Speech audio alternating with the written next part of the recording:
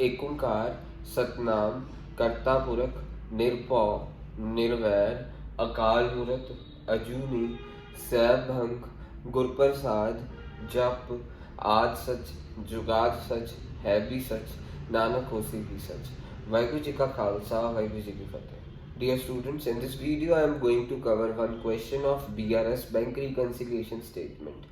पहले आप एक क्वेश्चन लिख लीजिएगा, वीडियो पॉज करके क्वेश्चन को लिख लें। ये वाले आपको क्वेश्चन में BRS बनानी है और क्वेश्चन ये है और इसका सोल्यूशन मैं इस तरफ करूँगा। You have to write question before solving this solution. So I am going to solve the question right now. So BRS I am going to prepare bank reconciliation statement. Question लिखने के बाद ही इसको solve करिएगा। Bank reconciliation statement आपको heading देनी पड़ेगी, format पूरी तरह से बनाना पड़ेगा। सो बैंक रिकन्सिलिएशन स्टेटमेंट आप पूरी फुल फॉर्म लिखेंगे। बैंक रिकन्सिलिएशन स्टेटमेंट ऑफ, देखो आशु नायक की बैंक रिकन्सिलिएशन स्टेटमेंट बना रहे। Bank reconciliation statement of Ashu Nayak as on, date भी लिखेंगे, of Ashu Nayak as on, जो डेट है एज ऑन 31 मार्च 2018। ये हमारे को पूरा लिखना पड़ेगा फॉर्मेट में। सो आपको जब भी फॉर्मेट बनाना है पहले पूरा फॉर्मेट बनाएंगे। पूरा फॉर्मेट कैसे लिखेंगे, सबसे पहले हेडिंग लिखेंगे बैंक रिकॉन्सिलिएशन स्टेटमेंट। याद रखिएगा आप शॉर्ट फॉर्म नहीं लिख सकते हैं, फुल फॉर्म ही लिखनी पड़ेगी। बच्चे BRS लिख देते हैं, पूरा लिखना पड़ेगा बैंक रिकॉन्सिलिएशन स्टेटमेंट ऑफ, जिस बंदे की बैंक रिकॉन्सिलिएशन स्टेटमेंट बना रहे हैं, of Ashu Nayak as on, date भी लिखेंगे एज ऑन, डेट देखो 31 मार्च 2018 है। तो अब हम ये बनाने वाले, फॉर्मेट क्या रहेगा, particulars plus item minus item. यहाँ पे पर्टिकुलर्स लिखा, पर्टिकुलर्स, फिर plus item minus item, plus item minus item. ये BRS हम इसलिए बनाते हैं, हमारी कैश बुक और पासबुक का बैलेंस मैच करना चाहिए। कैश बुक का बैंक कॉलम और पासबुक का बैलेंस मैच करना चाहिए। जब ये मैच नहीं करता तो हमारे को बताना होता है कारण कि ये मैच क्यों नहीं कर रहा है। तो वो कारण बताने के लिए हम BRS बनाते हैं। आप पहला पॉइंट देखिएगा, on 31 March 2018 Ashu Nayak passbook showed a balance of 20,500 debit balance. तो आप पहले पॉइंट में लिखेंगे debit balance as per passbook, debit balance as per passbook. अच्छा, पासबुक का डेबिट बैलेंस घटिया चीज होती है। पासबुक वो वाली बुक होती है जो हमारा बैंक प्रिपेयर करता है। आपको याद होगा कि जब भी आपको बैंक से मैसेज आता है कि इतना पैसा डेबिट हो गया, इतना पैसा डेबिट हो गया मतलब वो पैसा जा चुका है। अगर बोलें कि इतना पैसा क्रेडिट हो गया मीन्स वो आपके बैंक खाते में पैसा आ गया। तो डेबिट बैलेंस गलत चीज होती है पासबुक में, बैंक के नजरिए में। पासबुक बैंक बनाता है, कैश बुक हम बनाते हैं। हम अपनी बैंक वाली सारी ट्रांजैक्शन कैश बुक के बैंक कॉलम में लिखते हैं और बैंक वाली हमारी सारी ट्रांजैक्शन बैंक पासबुक में लिखता है। और जब भी बैंक से मैसेज आता है कि आपका बैंक खाता इतने से डेबिट हुआ मीन्स पैसा जा रहा है, और बैंक से जब मैसेज आता है कि आपका बैंक खाता इतने से क्रेडिट हुआ है तो पैसा आ रहा है। आपको डेबिट बैलेंस दिया हुआ है मीन्स माइनस वाला बैलेंस है। अगर बोला होता क्रेडिट बैलेंस तो प्लस वाला बैलेंस, क्योंकि बैंक की नजरिए में क्रेडिट का मतलब है पैसा आना और डेबिट का मतलब पैसा जाना बैंक के नजरिए में। तो इसीलिए डेबिट बैलेंस को माइनस आइटम लिखा। कैश बुक में उल्टा होता है, कैश बुक में डेबिट का मतलब होता है आना, क्रेडिट का मतलब जाना। पासबुक में जो बैंक बनाता है उसका मतलब डेबिट का मतलब जाना, क्रेडिट का मतलब आना। इसीलिए जब भी बैंक से मैसेज आए कि इतना क्रेडिट हुआ है, आपके बैंक खाते में पैसा आया, अगर आए मैसेज की डेबिट हुआ है मीन्स 5,000 डेबिट हुआ है मीन्स बैंक से पैसा 5,000 निकला है। पासबुक के मतलब कि पासबुक मीन्स बैंक के नजरिए में डेबिट का मतलब पैसा गया है, क्रेडिट का मतलब पैसा आया है। कैश बुक में उल्टा होता है, कैश बुक में डेबिट का मतलब आया, क्रेडिट का मतलब गया। सो ये पहला point debit balance as per passbook. Passbook means bank का नजरिया, बैंक के नजरिए में डेबिट घटिया चीज होती है इसलिए माइनस आइटम लिख दी। सेकंड पॉइंट बी पॉइंट देखिएगा, चेक अमाउंटिंग टू 7,800 ड्रॉन का मतलब issue 27 March but 5,200 cheque cheque of 5200 debited within 31 March. हमने चेक इशू कर दी। ड्रॉन का मतलब होता है इशू। इशू का मतलब होता है कि हमने अपनी चेकबुक से किसी को चेक फाड़ के दे दी।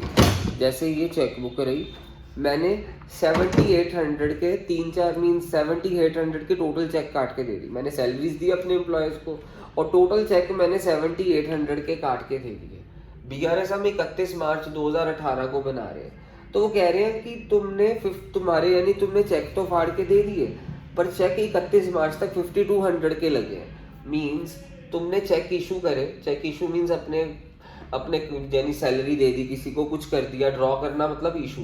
चेक इशूड और ड्रॉन एक ही मतलब होता है। इशू का मतलब क्या होता है? फाड़ के देना। चेक इशूड और ड्रॉन ब्रैकेट में drawn but not yet presented, अभी तक प्रेजेंट नहीं हुए। मीन्स 31 मार्च तक कितने प्रेजेंट नहीं हुए? देखो 7800 के मैंने चेक फाड़ के दिए। मीन्स मेरी पासबुक मीन्स मैंने चेक फाड़ के दिए 7800 के। जो मैं चेक फाड़ के दे रहा हूँ, सपोज मैंने टोटल चेक 7800 के दे दिए, तो मैं चेक अब कैश बुक, मैं तो अपनी कैश बुक मेंटेन कर रहा हूँ, बैंक मेरी पासबुक मेंटेन कर रहा है। मीन्स मैंने कैश बुक तो 7800 से कम कर दी है, बट अभी तक पासबुक में से सिर्फ 5200 ही निकला है क्वेश्चन के अकॉर्डिंगली। मीन्स बैंक में से 5200 ही निकला है। शायद किसी बंदे ने चेक को अपनी जेब में डाली रखा, प्रेजेंट ही नहीं करा। मीन्स ऐसा हो सकता है ना कि मैंने किसी को चेक फाड़ के दे दिए और कईयों ने चेक बैंक में पेश कर दिए, कईयों ने नहीं करे। मीन्स मेरी कैश बुक तो 7800 से कम हो गई है, पासबुक 31 मार्च तक सिर्फ 5200 से कम हुई है। सो मेरी कैश बुक कम हुई पड़ी है, पासबुक बड़ी पड़ी है, क्योंकि पासबुक में अभी तक सारे चेक नहीं लगे हैं, बैंक में सारे चेक अभी तक लगे ही नहीं है। तो 7800 के मैंने चेक काटे थे, उसमें से 5200 के चेक लगे हैं। मीन्स कितने चेक नहीं लगे? देखो यहाँ पे लाइन क्या लिखी, check issued but not yet presented. 31 मार्च तक सिर्फ 5200 के लगे हैं। मीन्स कितने नहीं लगे? 2600 के।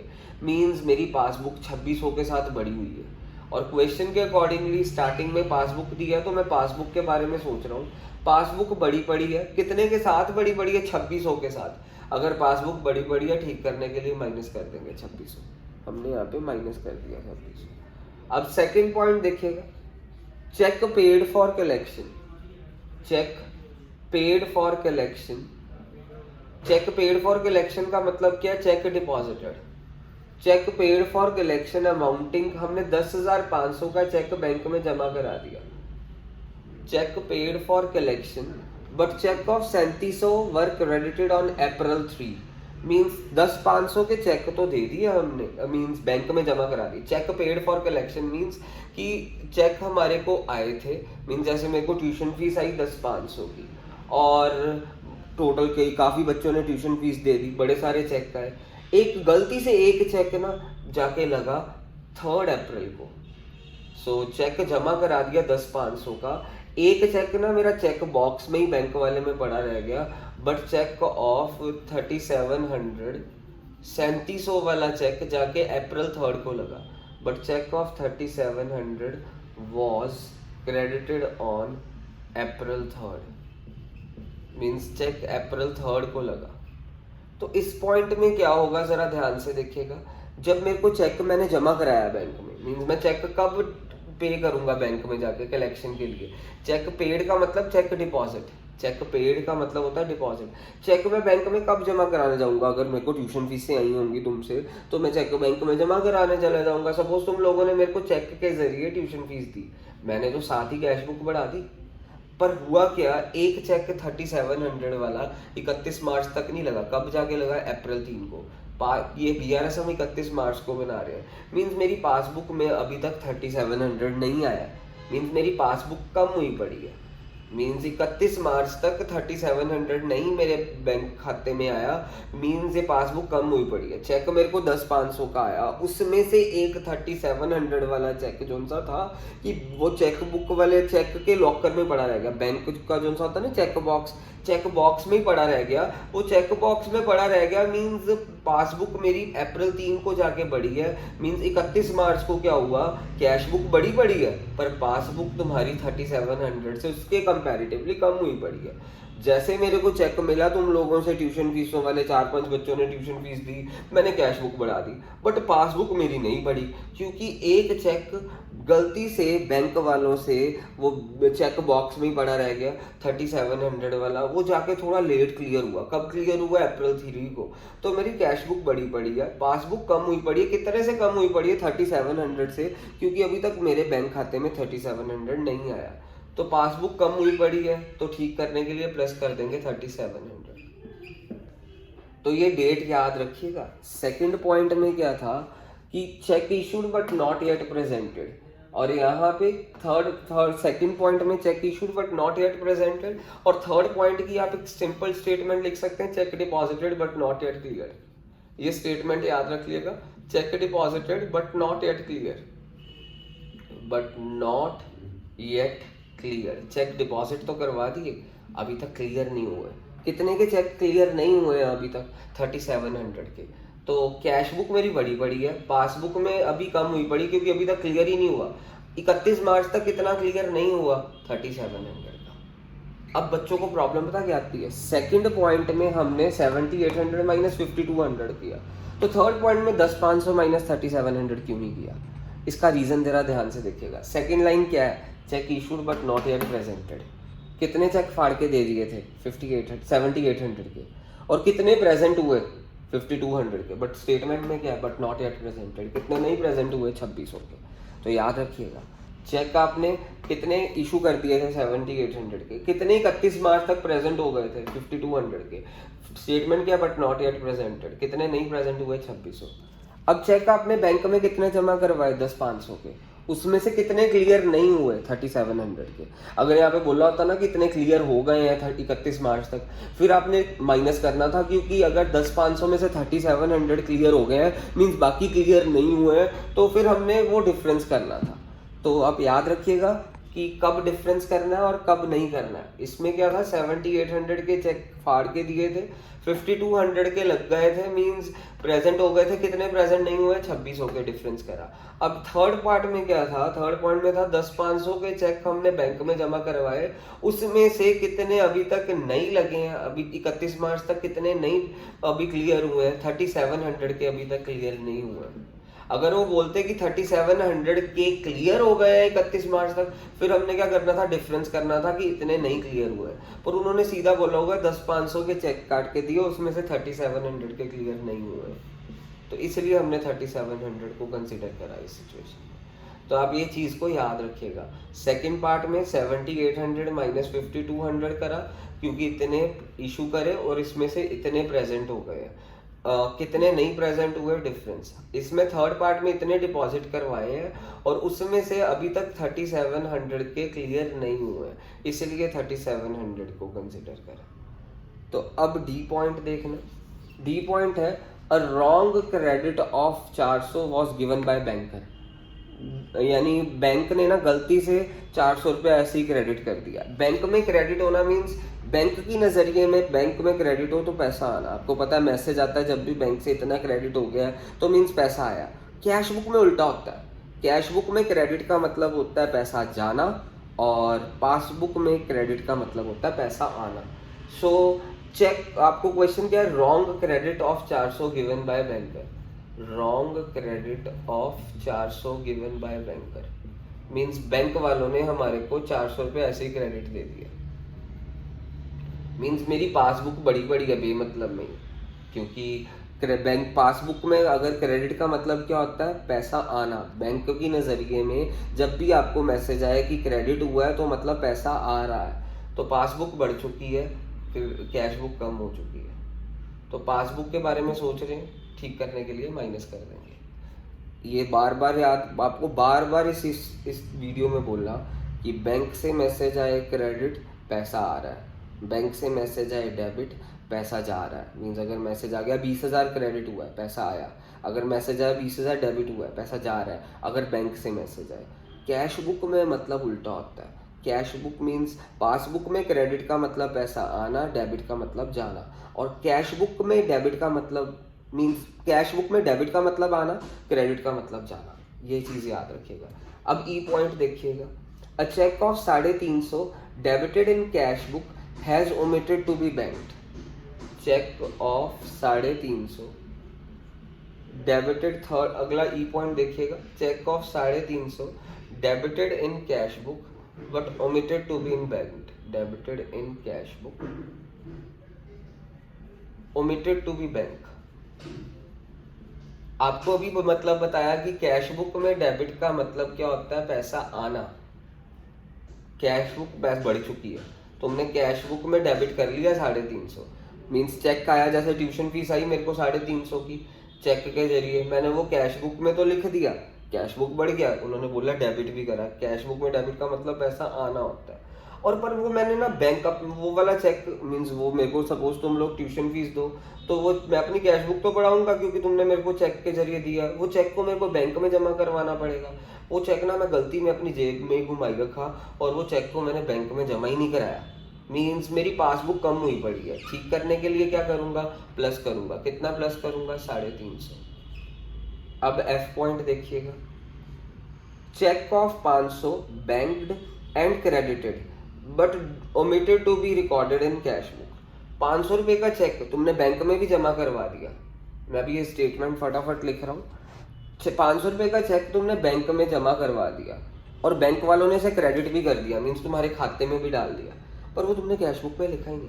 वो पूरी स्टेटमेंट ऐसे ही लिखेंगे, एफ पॉइंट वाली स्टेटमेंट एज इट इज ही लिख देना।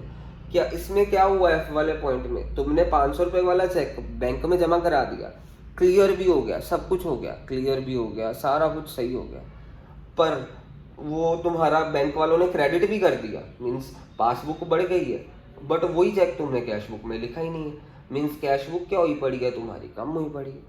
वही चेक को तुमने कैश बुक में लिखा ही नहीं है, तुमने बैंक, तो मेरे को जैसे ट्यूशन फीस आई 500 रुपये वाली, तो वो 500 वाला चेक के जरिए मैंने क्या करा, वो बैंक में जमा करा दिया, बैंक क्लियर भी कर दिया, बैंक वालों ने यानी पासबुक बढ़ा दी, बट मैंने वो कैश बुक में लिखना भूल गया, कैश बुक कम हुई पड़ी है। तो पासबुक के बारे में सोच रहे हैं, पासबुक बड़ी है, ठीक करने के लिए माइनस कर देंगे, यहाँ पे -500 डाल देंगे। अब जी पॉइंट भी फटाफट ऐसे देखिएगा। हाँ, सो हमने ना बिल रिसीवेबल बैंक से पैसा निकलवा लिया, बैंक से कितना पैसा निकलवा लिया, बिल रिसीवेबल कि बिल रिसीवेबल डिस्काउंट करवाया। इसका मतलब क्या होता है, आपको बिल ऑफ एक्सचेंज चैप्टर में बताया गया कि जब हम सामान उधारी पे भेजते हैं तो 2-3 महीने की उधारी करते हैं सानू, यानी सपोज मैं किसी ਨੂੰ समान बेचा 2-3 महीने की उधारी करी, ਉਹਦੇ ਨਾਲ ऑन द स्पॉट कई ਕੰਮਾਂ ਦੇ ਵਿੱਚ ਉਧਾਰੀ ਚੱਲਦੀ ਹੈ, ਤੇ ਹੁਣ ਮੈਂ ਐਜ਼ ਅ ਪ੍ਰੂਫ ਉਹਦੇ ਤੋਂ ਸਾਈਨ ਕਰਵਾ ਲੈਣਾ ਡਾਕੂਮੈਂਟ, ਉਹਨੂੰ ਬਿਲ ਰਿਸੀਵੇਬਲ ਕਹਿੰਦੇ ਆ। ਤੇ ਹੋਇਆ ਕਿ ਮੈਨੂੰ ਤਾਂ 2-3 ਮਹੀਨਿਆਂ ਬਾਅਦ ਪੈਸਾ ਮਿਲਣਾ ਹੈ, ਮੈਂ ਸਮਾਨ ਉਧਾਰੀ ਦੇ ਵਿੱਚ ਆ, ਪਰ ਮੈਨੂੰ ਛੇਤੀ ਚਾਹੀਦਾ। ਉਹ ਵਾਲਾ ਬਿਲ ਆਫ ਰਿਸੀਵੇਬਲ ਨੂੰ ਨਾ ਮੈਂ ਬੈਂਕ ਲੈ ਕੇ ਜਾਵਾਂਗਾ, ਬੈਂਕ ਤੋਂ ਡਿਸਕਾਊਂਟ ਕਰਵਾ ਸਕਦਾ, ਮੀਨਸ ਬੈਂਕ ਮੈਨੂੰ ਟਾਈਮ ਤੋਂ ਪਹਿਲਾਂ ਪੈਸਾ ਦੇ ਦਿੰਦਾ। ਇਹਦੇ ਬਾਰੇ ਤੁਹਾਨੂੰ ਜ਼ਿਆਦਾ ਚੰਗੀ ਤਰ੍ਹਾਂ ਸਮਝ ਆਏਗਾ ਬਿਲ ਆਫ ਐਕਸਚੇਂਜ ਚੈਪਟਰ ਦੇ ਵਿੱਚ। ਮੀਨਸ ਬੈਂਕ ਨੇ ਤੁਹਾਨੂੰ ਟਾਈਮ ਤੋਂ ਪਹਿਲਾਂ ਪੈਸਾ ਦੇਤਾ 1500 ਰੁਪਇਆ, ਕਦੋਂ ਮਿਲਿਆ ਤੁਹਾਨੂੰ, 31 ਮਾਰਚ ਨੂੰ, ਮੀਨਸ ਤੁਹਾਡੇ ਬੈਂਕ ਖਾਤੇ 'ਚ ਪੈਸਾ ਆ ਗਿਆ। ਉਹ ਪੂਰੀ ਸਟੇਟਮੈਂਟ ਲਿਖਣੀ ਹੈ ਤੁਸੀਂ। ਉਹ ਬਿਲ ਆਫ ਐਕਸਚੇਂਜ ਬੈਂਕ ਅੱਗੇ ਗਿਰਵੀ ਰੱਖਿਆ, बैंक ਨੂੰ ਗਿਰਵੀ ਰੱਖਿਆ, ਬੈਂਕ ਨੇ ਤੁਹਾਨੂੰ ਉਸ bill of exchange bill receivable ਦੀ ਬਦਲੇ ਪੈਸਾ ਦੇਤਾ ਜਿਹੜਾ ਤੁਸੀਂ ਬਿਲ ਆਫ ਐਕਸਚੇਂਜ ਗਿਰਵੀ ਰੱਖਿਆ। ਤੁਹਾਡੀ ਪਾਸਬੁੱਕ ਤਾਂ ਵੱਧ ਗਈ, ਪਰ ਸੌਰੀ ਪਾਸਬੁੱਕ ਵਧਣੀ ਚਾਹੀਦੀ ਹੈ ਨਾ, ਪਰ ਹੋਇਆ ਕੀ, ਮੀਨਸ ਤੁਹਾਨੂੰ ਮਿਲ ਗਿਆ 31 ਮਾਰਚ ਨੂੰ ਪੈਸਾ ਕਦੋਂ ਮਿਲਿਆ, 31 ਮਾਰਚ ਨੂੰ ਮਿਲ ਗਿਆ। ਤੁਸੀਂ ਗਿਰਵੀ ਰੱਖਿਆ ਆਪਣਾ ਬਿਲ ਆਫ ਐਕਸਚੇਂਜ, ਤਾਂ ਤੁਹਾਨੂੰ 31 ਮਾਰਚ ਨੂੰ ਪੈਸਾ ਮਿਲ ਗਿਆ, ਪਰ ਬੈਂਕ ਨੇ ਕੀ ਕਰਿਆ, ਬੈਂਕ ਨੇ ਉਹਦਾ ਪੈਸਾ 2 ਅਪ੍ਰੈਲ ਨੂੰ ਸ਼ੋ ਕਰਿਆ, ਮੀਨਸ ਪਾਸਬੁੱਕ 2 ਅਪ੍ਰੈਲ ਨੂੰ ਵਧਾਈ, ਜਦਕਿ ਵੱਧ ਕਦੋਂ ਜਾਣੀ ਚਾਹੀਦੀ ਸੀ। ਤੁਹਾਡੇ ਬੈਂਕ ਖਾਤੇ 'ਚ ਪੈਸਾ ਆਇਆ, ਤੁਸੀਂ ਆਪਣੀ ਕੈਸ਼ ਬੁੱਕ ਤਾਂ ਵਧਾ ਲਈ, ਤੁਹਾਡੇ ਬੈਂਕ ਖਾਤੇ 'ਚ ਪੈਸਾ ਆਇਆ, ਤੁਸੀਂ ਕੈਸ਼ ਬੁੱਕ ਵਧਾ ਲਈ, ਤੇ ਪਰ ਬੈਂਕ ਨੇ ਗਲਤੀ ਨਾਲ ਕੀ ਕਰਿਆ, ਪਾਸਬੁੱਕ 'ਚ ਜਾ ਕੇ ਲਿਖਿਆ 2 ਅਪ੍ਰੈਲ ਨੂੰ। ਲਿਖਣਾ ਕਦੋਂ ਦੇਣਾ ਚਾਹੀਦਾ ਸੀ, 31 ਮਾਰਚ ਨੂੰ ਲਿਖ ਦੇਣਾ ਚਾਹੀਦਾ ਸੀ, ਕਿਉਂਕਿ ਉਹ ਪੈਸਾ ਹੀ ਬੈਂਕ ਨੇ 31 ਮਾਰਚ ਨੂੰ ਦੇ ਦਿੱਤਾ। ਜੇ ਪੈਸਾ ਬੈਂਕ ਨੇ 31 ਮਾਰਚ ਨੂੰ ਦੇ ਦਿੱਤਾ ਤਾਂ ਬੈਂਕ ਨੂੰ ਪਾਸਬੁੱਕ 'ਚ ਵੀ 31 ਮਾਰਚ ਨੂੰ ਲਿਖ ਦੇਣਾ ਚਾਹੀਦਾ ਸੀ, ਬਟ ਬੈਂਕ ਨੇ 31 ਮਾਰਚ ਨੂੰ ਲਿਖਿਆ ਹੀ ਨਹੀਂ ਹੈ। ਸੋ ਸਾਡੀ ਪਾਸਬੁੱਕ ਕੀ ਕਰੀ ਪਈ ਹੈ, ਘਟੀ ਪਈ ਹੈ। ਠੀਕ ਹੈ ਜੀ, ਠੀਕ ਕਰਨ ਲਈ ਕੀ ਕਰ ਦੇਵਾਂਗੇ, ਪਲੱਸ, ਇੱਥੇ ਪਲੱਸ 'ਚ 1500 ਪਾ ਦਾਂਗੇ। ਅੱਛਾ, ਪਲੱਸ 'ਚ 1500 ਪਾਤਾ, ਤੁਸੀਂ ਇਹ ਸਾਰਾ ਕੁਝ ਧਿਆਨ ਨਾਲ ਦੇਖਿਓ। ਉਸ ਤੋਂ ਬਾਅਦ ਦੀ item unticked in passbook were bank charges ₹15, interest credited by bank rupees, ਆਪਾਂ ਨੂੰ ਕਿੰਨਾ ਦਿੱਤਾ ਹੋਇਆ, bank charges debited by bank. ਅੱਛਾ, ਹੁਣ ਮੇਰੀ ਗੱਲ ਧਿਆਨ ਨਾਲ ਸੁਣਨਾ, ਬੈਂਕ ਚਾਰजेस ਲੱਗਦੇ ਆ, ਬੈਂਕ ਚਾਰजेस ਲਗਾਉਂਦਾ, ਇਹਦੇ ਨਾਲ ਪਾਸਬੁੱਕ ਕੀ ਕਰ ਜਾਂਦੀ, ਘਟ ਜਾਂਦੀ ਹੈ। ਤੇ ਅਸੀਂ ਬੈਂਕ ਚਾਰजेस ਪਾਸਬੁੱਕ 'ਚ ਬੈਂਕ ਲਿਖਣਾ ਭੁੱਲ ਗਿਆ, ਅਨਟਿਕਡ ਇਨ ਪਾਸਬੁੱਕ ਮੀਨਸ ਪਾਸਬੁੱਕ 'ਚ ਲਿਖਣਾ ਭੁੱਲ ਗਿਆ। एच पॉइंट ज़रा ध्यान नाल देखना, ਬੈਂਕ ਚਾਰजेस ਅਸੀਂ ਲਿਖਣੇ ਭੁੱਲ ਗਏ, ਤੁਸੀਂ ਇਦਾਂ ਹੀ ਲਿਖ ਦੇਣਾ ਸਟੇਟਮੈਂਟ 'ਚ, ਬੈਂਕ ਚਾਰजेस ਅਨਟੇਕਡ ਇਨ ਪਾਸਬੁੱਕ, ਯਾਨੀ ਬੈਂਕ ਚਾਰजेस ਨਾਟ ਰਿਕਾਰਡਡ ਇਨ ਪਾਸਬੁੱਕ। ਇਹਦੇ ਨਾਲ ਕੀ ਹੋਊਗਾ, ਬੈਂਕ ਚਾਰजेस ਪਾਸਬੁੱਕ 'ਚ ਨਹੀਂ ਲਿਖੇ, ਮੀਨਸ ਬੈਂਕ ਚਾਰजेस ਨੂੰ ਅਸੀਂ ਟਿਕ ਨਹੀਂ ਲਗਾਇਆ, ਮੀਨਸ ਅਸੀਂ ਬੈਂਕ ਚਾਰजेस ਪਾਸਬੁੱਕ 'ਚ ਨਹੀਂ ਲਿਖੇ, ਪਾਸਬੁੱਕ ਸਾਡੀ ਕੀ ਕਰੀ ਪਈ ਹੈ, ਘਟੀ ਪਈ ਹੈ, ਤਾਂ ਅਸੀਂ ਠੀਕ ਕਰਨ ਲਈ ਕੀ ਕਰ ਦਾਂਗੇ ਪਲੱਸ। ਅੱਛਾ ਹੁਣ ਮੇਰੀ ਗੱਲ ਧਿਆਨ ਨਾਲ ਸੁਣਨਾ, ਸਾਰੇ ਧਿਆਨ ਨਾਲ ਸੁਣਨਾ। ਅਸੀਂ ਨਾ ਜਦੋਂ ਵੀ ਪਾਸਬੁੱਕ ਤੋਂ ਟ੍ਰਾਂਜੈਕਸ਼ਨਸ ਨੂੰ ਕਿੱਥੇ ਲਿਖੀਦਾ, ਕੈਸ਼ ਬੁੱਕ ਦੇ ਵਿੱਚ। ਮੇਰੀ ਗੱਲ ਇਹ ਪੁਆਇੰਟ ਸਭ ਤੋਂ ਅਲੱਗ ਹੈ।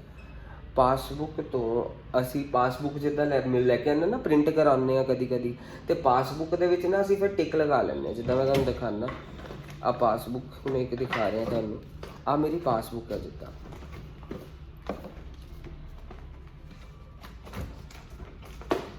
ਆਹ ਪਾਸਬੁੱਕ ਹੈ, ਇਹਦੇ ਵਿੱਚ ਕੀ ਹੈ, ਸਾਰੀ ਬੈਂਕ ਨੇ ਟ੍ਰਾਂਜੈਕਸ਼ਨਸ ਲਿਖੀਆਂ ਹੋਈਆਂ।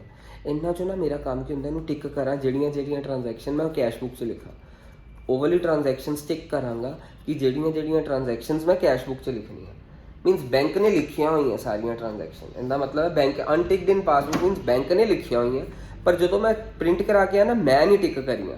ਜੇ ਮੈਂ ਨਹੀਂ ਟਿਕ ਕਰੀਆਂ ਮੀਨਸ ਮੈਂ ਉਹਨੂੰ ਆਪਣੀ ਕੈਸ਼ ਬੁੱਕ 'ਚ ਨਹੀਂ ਲਿਖਾਂਗਾ। ਇਹ ਪੁਆਇੰਟ ਅਲੱਗ ਹੈ।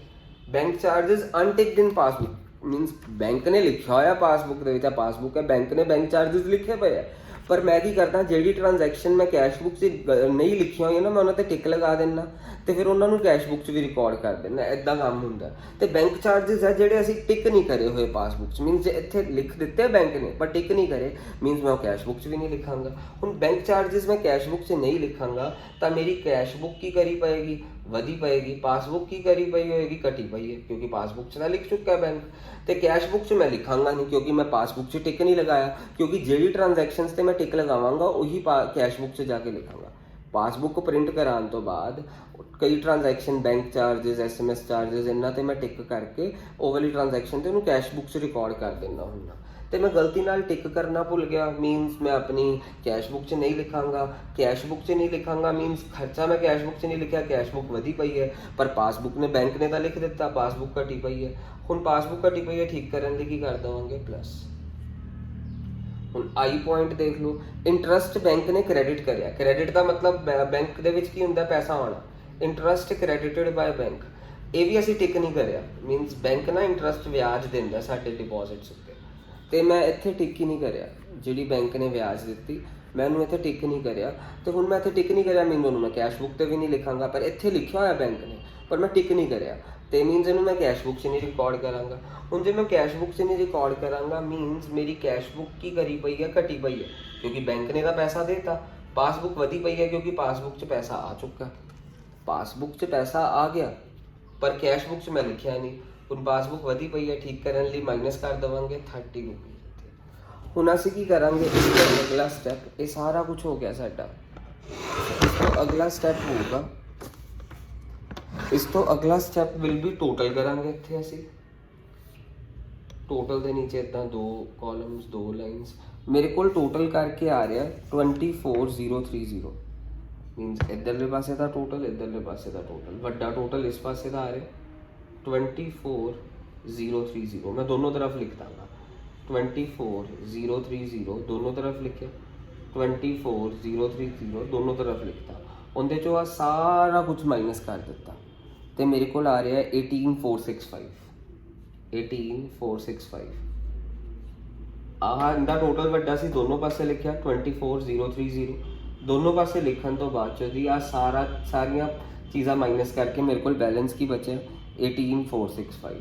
ਸੋ ਇਹਨੂੰ ਕੀ ਕਵਾਂਗਾ, ਸਟਾਰਟਿੰਗ 'ਚ ਦੇਖੋ ਕੀ ਸੀਗਾ ਸਾਡੇ ਕੋਲ, ਬੈਲੈਂਸ ਐਜ਼ ਪਰ ਪਾਸਬੁੱਕ, ਠੀਕ ਹੈ ਨਾ। ਹੁਣ ਇੱਥੇ ਜਿਹੜਾ ਆਨਸਰ ਆਏਗਾ ਉਹ balance as per cash book ਹੋਊਗਾ। ਮੈਂ ਇੱਥੇ ਲਿਖਾਂਗਾ ਵੀ ਇੱਦਾਂ ਹੀ, balance as per cash book.